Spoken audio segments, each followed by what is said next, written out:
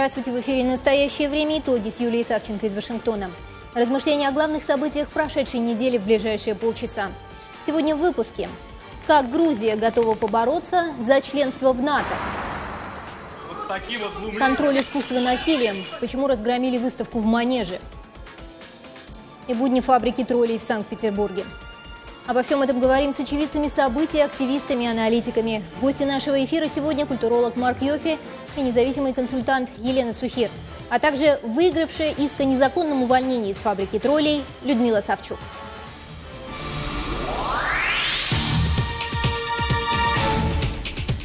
18 августа Россия начала масштабные военные учения на полигонах Южного военного округа, а также в Армении, Абхазии и Южной Осетии. В учениях принимают участие около 9 тысяч артиллеристов и более 3000 единиц ракетно-артиллерийского вооружения, военной и специальной техники. Продлятся они ровно месяц. Начало учений совпало с первым визитом главы оборонного ведомства Грузии Тинатин Хидашели в Вашингтон. Накануне этого эфира я пообщалась с грузинским министром обороны и спросила ее о реакции официального Тбилиси на проведение российских маневров. Тот факт, что я нахожусь здесь и веду переговоры с моими коллегами, а также наши попытки использовать любую возможность на международном уровне, рассказать о ситуации в Грузии и сделать ее одной из самых обсуждаемых тем, на сегодня, вероятно, являются единственным эффективным ответом и мерой, которую мы можем использовать в сложившихся обстоятельствах.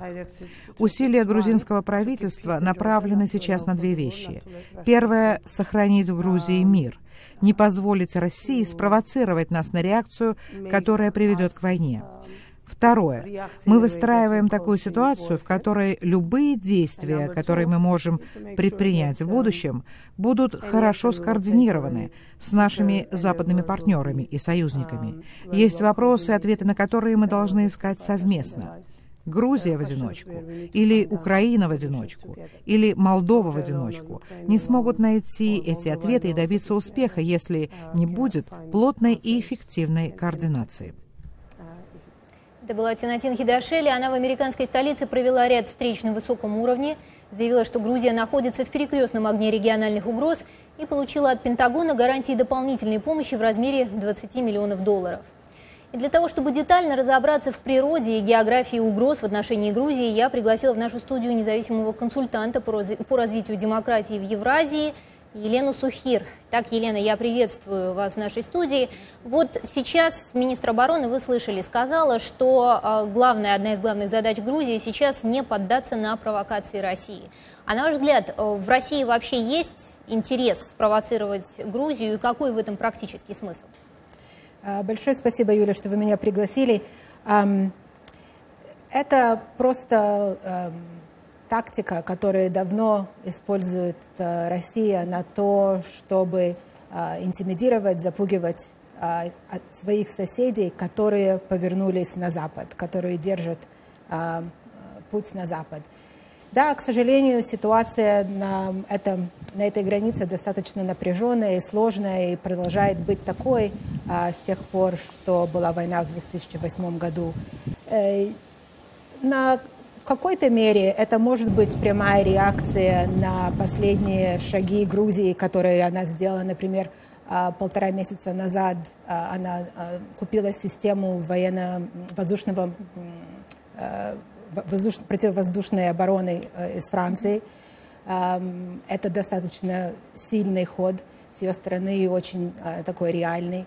Где-то год назад Грузия вместе с Молдовой и Украиной подписали в Брюсселе договор о ассоциации с Европейским Союзом. Грузия все время говорит о вступлении в НАТО. Вот сейчас в этом месяце они должны открыть учебный центр в Грузии совместно с НАТО. Так что все время такого типа разговор. Видно, что Грузия держит путь на Запад. Я не уверена, что именно поэтому Россия делает то, что она делает. Это просто тактика запугивания, интимидации, которой она занимается долгосрочно. Особенно по отношению к соседям, которые держат путь на Запад. Ну вот, Елена, еще один момент. Тинатин Хидашели упомянула о том, что плотное партнерство и консультации с западными партнерами будут продолжаться. Можно ли это считать сигналом того, что Грузия извлекла какой-то такой большой стратегический урок из событий недавнего времени и как-то изменила свой подход к тому, что касается механизмов обеспечения безопасности?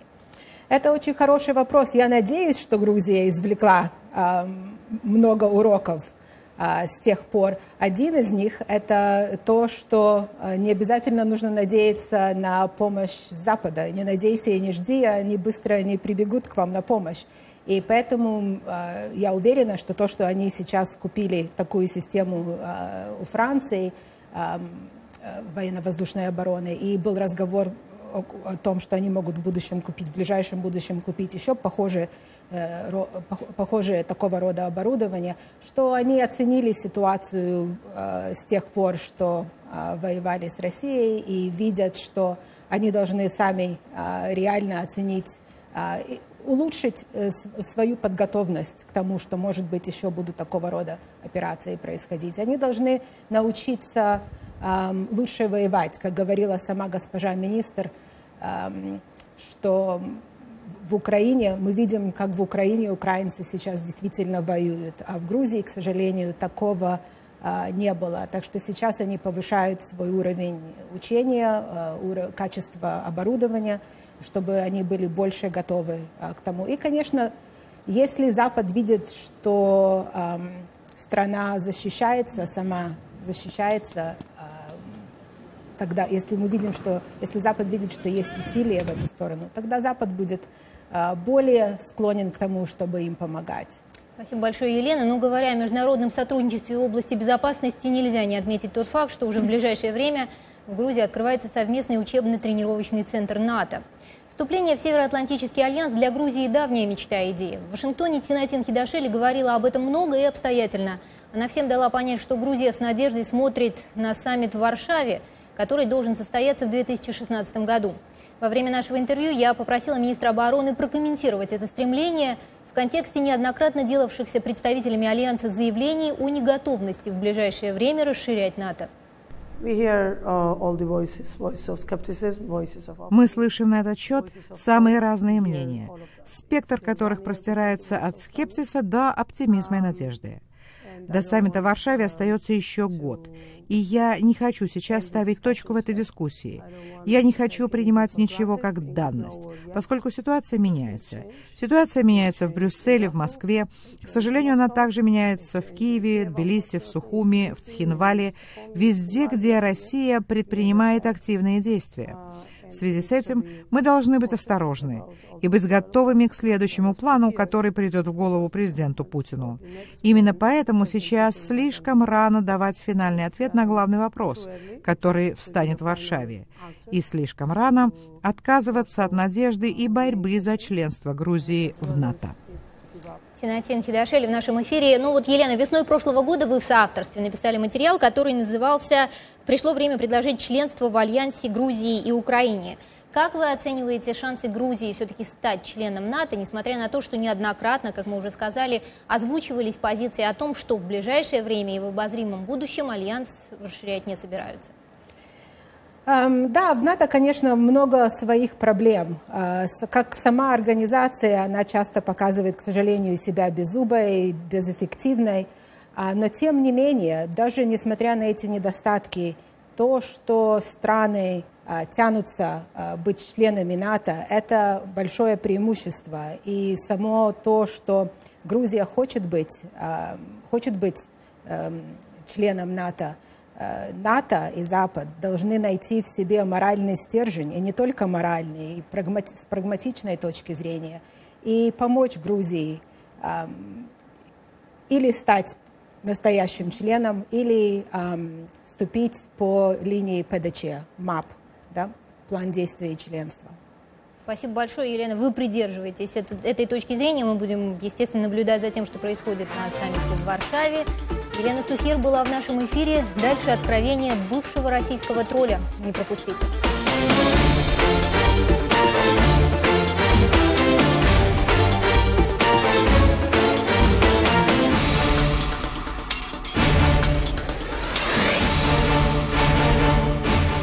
невидимые войска, невидимые армии. У них нет имен и лиц, только аватары. Ведомые невидимыми генералами, они превратили интернет в поле боя, покинуть которое до недавнего времени никому не удавалось. И вот прецедент. Бывший тролль выходит из игры, выигрывает в Петроградском районном суде Санкт-Петербурга процесс против генералов и получает компенсацию в размере 1 рубля. О том, как детали деятельности общества с ограниченной ответственностью интернет-исследования стали достоянием общественности в России и за ее пределами, мы поговорим сейчас с бывшим троллем Людмилой Савчук, которая выходит к нам на связь по скайпу. Людмила, я приветствую вас. Итак, Людмила, 18 августа вы выиграли процесс против так называемой фабрики троллей. У вас теперь есть целый рубль моральной компенсации. Но борьбу вы устроили, я уверена, все-таки не за рубль. Объясните причины вашей борьбы и, если можно так сказать, вашего демарша, поскольку фабрика, насколько я понимаю, была практически люксовым местом работы. Платили там по местным меркам хорошо, да и процесс был творческим. Ну, на самом деле, фабрика троллей в Петербурге – это очень, на самом деле, презираемое место работы, над которым смеется практически весь мир. Абсолютно не люксовое. И, ну, это можно увидеть, даже если вы подойдете к фабрике троллей, начнете снимать или даже просто пристально смотреть на людей, которые туда входят и выходят, они свои лица прячут и стараются никак не разговаривать ни с кем. Потом мне бы хотелось поправить, когда меня называют бывшим троллем, это, конечно, очень смешно звучит, но на самом деле моя цель другая, и я совсем не тролль, конечно, а гражданский активист и журналист, который изначально туда устраивался проводить расследование. Я хотела там продержаться как можно больше, чтобы увидеть все это подземелье. Удалось мне продержаться 2 месяца, и за эти 2 месяца вот все те материалы, которые мне удалось собрать, и все те впечатления, которые мне удалось запомнить и вынести, я вот придала огласке и вот обратилась к правозащитной команде 29, к юристу Ивану Павлову. Я вообще обратилась с вопросом, а как вообще с этим можно бороться? Я сказала, что эта организация экстремистская по своей сути, потому что она разжигает ненависть и межнациональную рознь в интернете, да, если вот так вот по чесноку, как говорится. Вот юристы посоветовали, приняли такое решение, что для начала нужно подать иск по трудовым нарушениям. Достаточно смешной был судебный процесс, но с другой стороны он стал очень громким, потому что, во-первых, как мы планировали, нам удалось их вытащить из подземелья, показать их всему миру, заявить о том, что огромные деньги платятся, это все черные зарплаты, это все неизвестно, что это. Нам удалось доказать, что действительно фабрика троллей существует, что там ведется работа по производству платных комментариев. Мы отсудили зарплату, которую они мне не хотели отдавать, потому что, я все-таки не тролль, а крот, как говорится, агент внутри.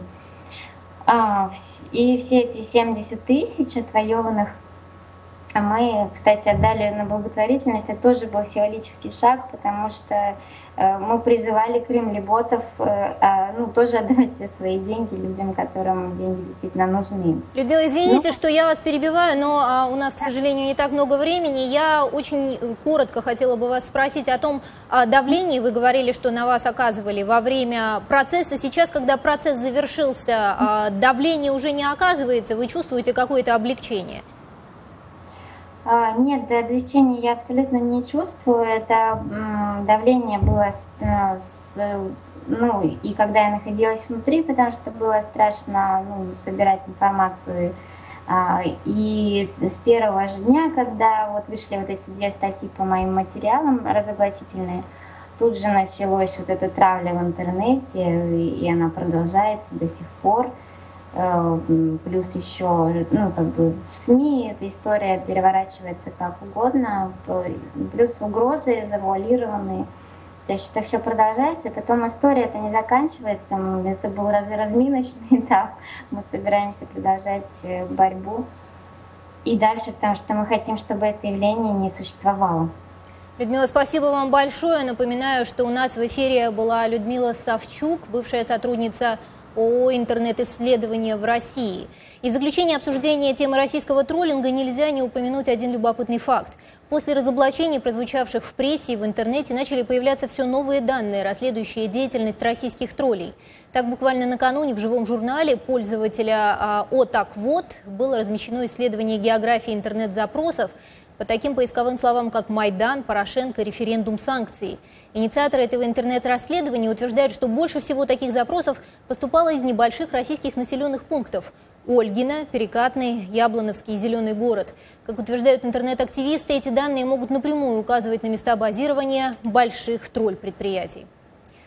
А далее в нашем эфире контроль искусства насилием и имеет ли религия отношение к разгрому в московском манеже.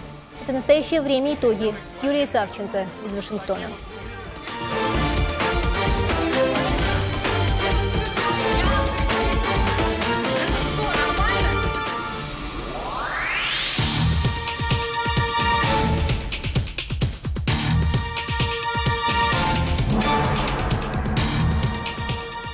Прошлую неделю в российском интернете в полную мощь искусствоведческого негодования и гражданско-правового непонимания обсуждали погром в московском выставочном центре «Манеж».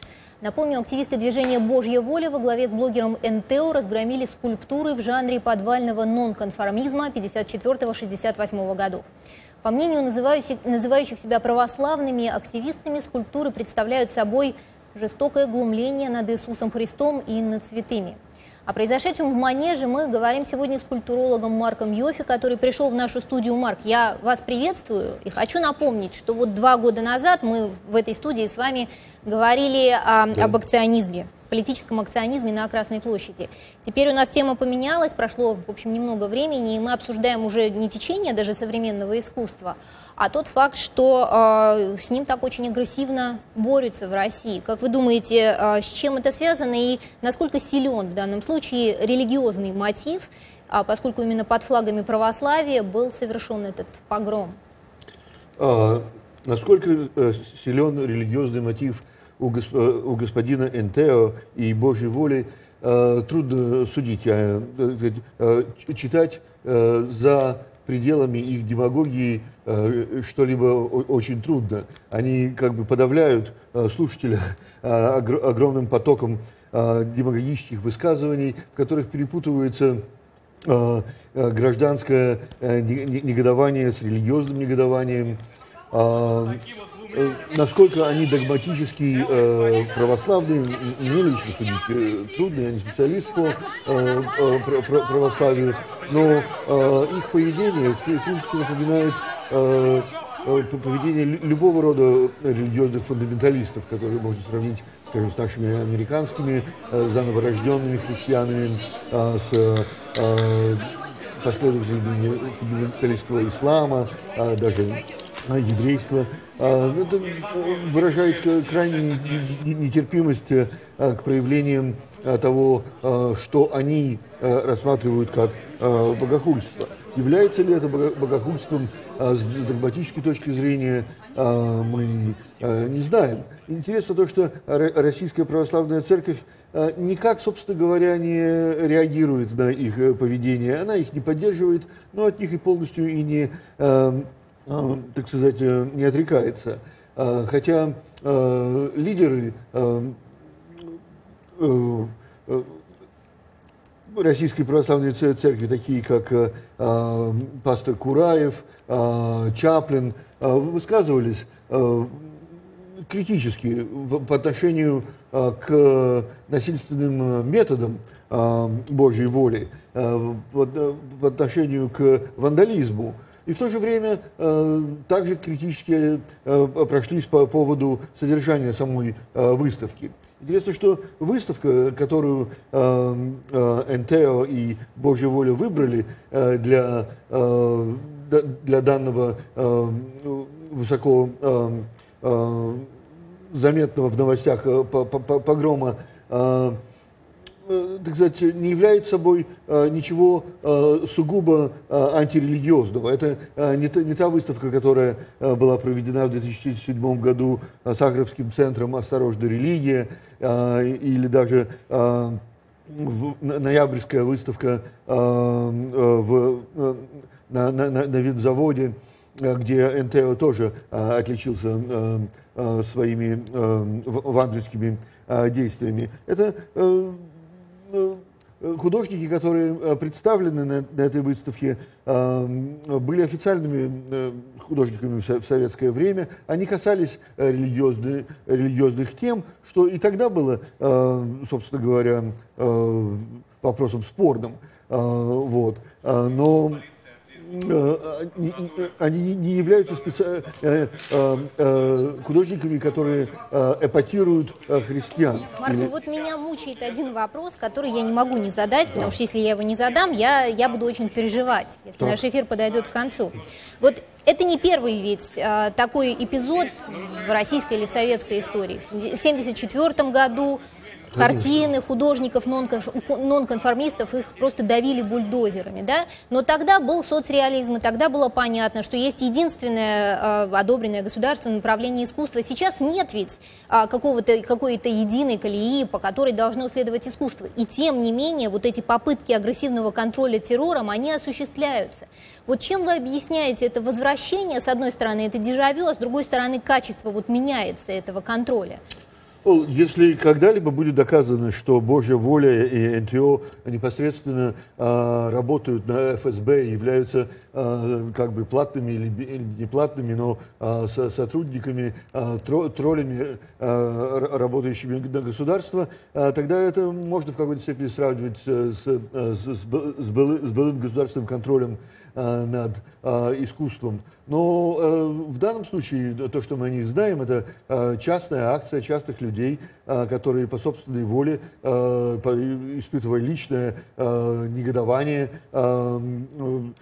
подвергают себя даже какой-то опасности со стороны закона. Во всяком случае, они подвергаются какому-то незначительному риску, быть, возможно, даже побитыми зрителями, которые часто возмущаются их поведением. Вот. Нет, это мне не видится как часть какого-либо продуманного государственного погрома нежелательного искусства. Даже сама церковь, хотя и выражается критически по отношению к искусству, которое с их стороны, с точки зрения церкви, глумится или ерничает, иронизирует над христианством, сама церковь тоже никак, собственно говоря, не высказывается в защиту, а наоборот, даже критически высказывается по отношению к вандализму как таковому. Марк, ну тема эта бесконечная, и хочется говорить на нее бесконечно, но время наше, к сожалению, в эфире подходит к концу. Марк Йоффе, культуролог, был гостем нашего сегодняшнего эфира. Продолжим обсуждать, естественно. Это все, на что нам хватило времени сегодня для того, чтобы подвести итоги недели. 22 августа мы поговорили о том, как Грузия готова побороться за членство в НАТО, о контроле искусства насилием, а также услышали откровения бывшего тролля, и на самом деле журналиста, расследователя в эфире программы «Настоящее время. Итоги». Дальше больше.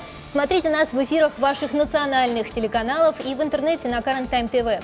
Этот эфир из Вашингтона для вас провела я, Юлия Савченко. Всего доброго и до новых встреч.